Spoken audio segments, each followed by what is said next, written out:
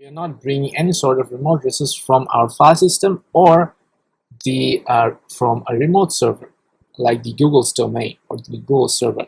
We are actually executing a JavaScript code directly on our web page. Now you might be thinking that bringing up a remote resource or loading a resource from our file system might be hectic and it might be time consuming, but the fact is that it's more of like a preference actually. So it improves your organization. Suppose you create a folder with this JS and you place all your JavaScript codes inside it, and you don't need to include all these codes inside your document because it looks quite clumsy, not clean.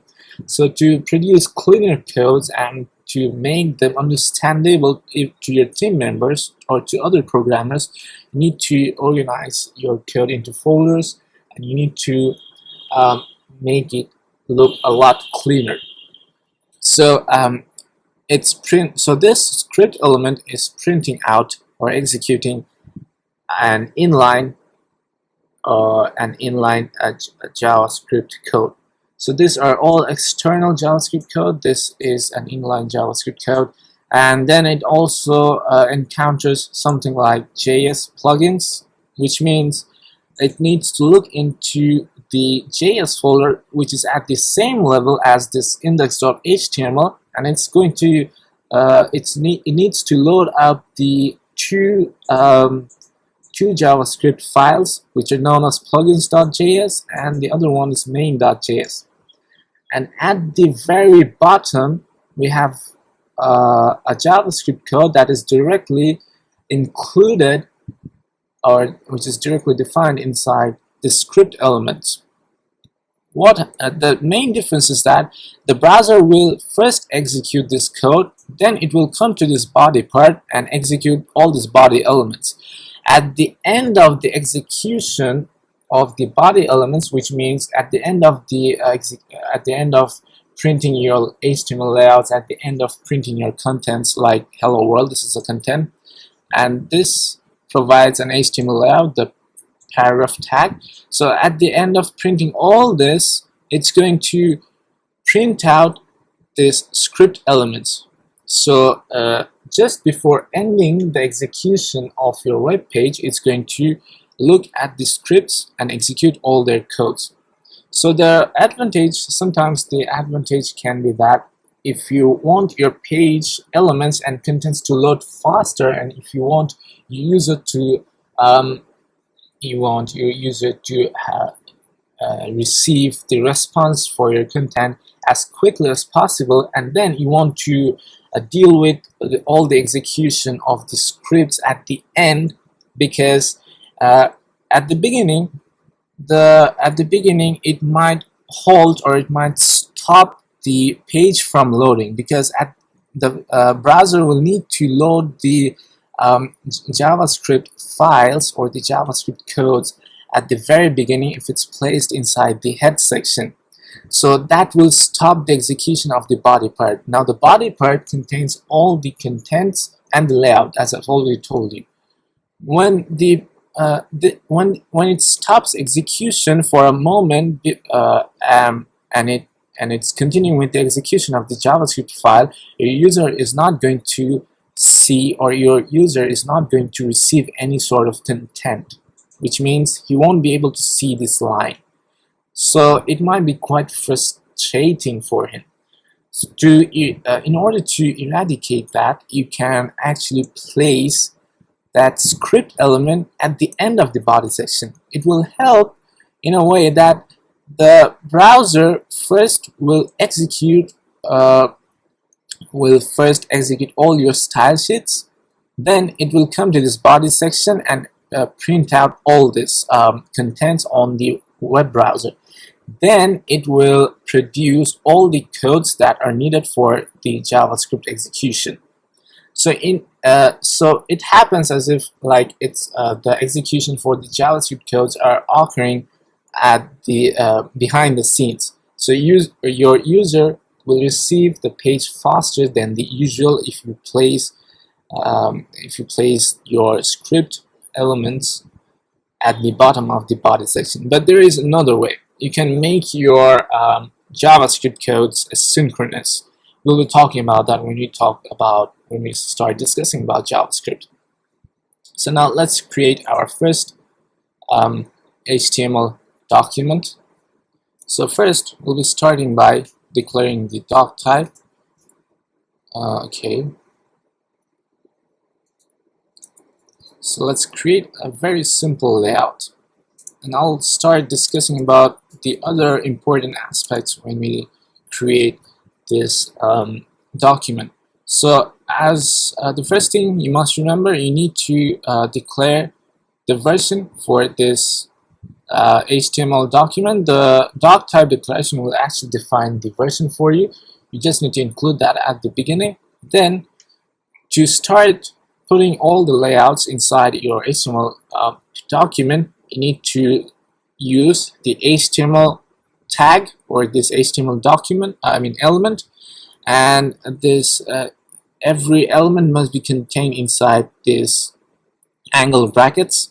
So this is a less than symbol, or this starting angle bracket, and this is a greater than symbol, which is closing angle bracket, and you must close your element with a corresponding tag that needs to precede with the /. So this marks the end of your document, and this marks the starting of your document.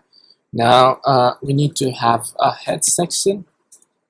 For the moment, we're not going to include any CSS styling. We will just include a title part. Okay, I just made a mistake. It's the wrong one.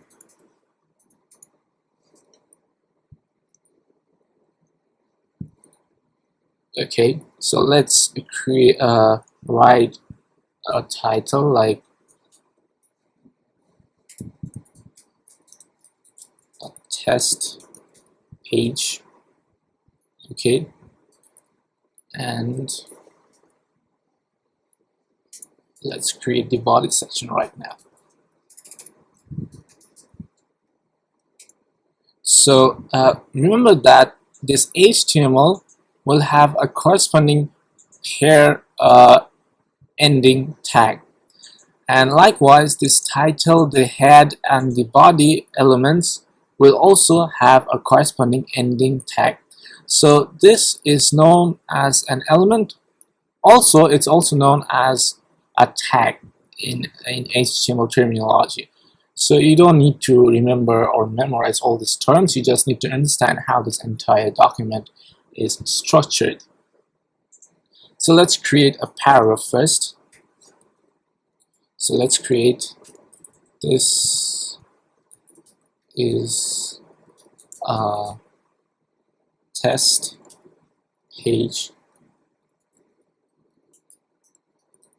created by, let me pull up my name. So this is a very simple HTML document. I'll be styling that. I'll be adding more elements as we go along. Now remember that when you place nested elements inside another element, that nesting element needs to end before the parent element, which means, in simple terms, like in here, I have included the paragraph tag. Now the paragraph tag also has a corresponding ending p tag, which is denoted by, you can tell the difference by the /. So the starting tag won't have a /, and the ending tag will obviously need to have a /. So this pair has ended in here, but what I actually wanted to say was that you can't do this, like, let's delete this part. You can't actually do this because this will cause some confusion inside the browser. Maybe your editor or the IDE won't recognize that, but when the browser wants to structure your document according to the markup. This entire document is also known as the HTML markup. When it wants to the browser, when it wants to structure the document according to the layout that you have given, it will find it confusing, especially when you apply some sort of styling on your paragraph tag. So remember that whenever you have included such a tag that has a corresponding pair tag, you must end it immediately after you have placed all your contents. So this pair of paragraph tags is nested inside this body element. So this is a child tag or a child element, and this is the parent element. So whenever you find that whenever you include a child element inside a parent element, remember that your child elements must end at first before you end your parent elements. So I have ended my child element before I have ended my parent element. So the parent element body ended at the last after I have ended my child element or the paragraph element before I have ended my body tag. So you must remember that whenever you start nesting. So nesting literally means that you include one element like this paragraph tag inside another element. So this is known as